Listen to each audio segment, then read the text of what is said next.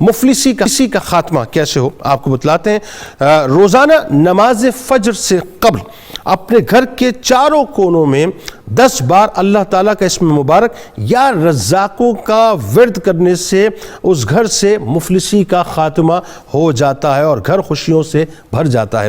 حضرت علی شیر خدا کرم اللہ وجہ الکریم کا قول مبارک ہے، بڑا کمال قول مبارک ہے ناظرین، کہ حقیقی توبہ 4 ستونوں پر استوار ہے: دل سے پشیماں ہونا، زبان سے استغفار کرنا، اعضاء کے عمل کے ذریعے اور دوبارہ ایسا گناہ نہ کرنے کا پختہ ارادہ کرنا۔ روزنامہ 92 نیوز میں آج مضمون ضرور پڑھیے گا حضرت خواجہ بخش توصفی رحمۃ اللہ علیہ کے حوالے سے۔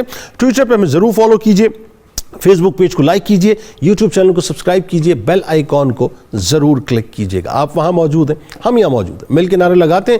اس دعا، اس امید، اس یقین کے ساتھ اجازت دیجئے، لا یؤمن احدکم حتی اکون احب الیہ من والدہ وولدہ والناس اجمعین۔ اللہ تعالیٰ آپ کا، ہمارا، ہم سب کا، پاکستان کا اور امت مسلمہ کا حامی و ناصر ہو، آمین۔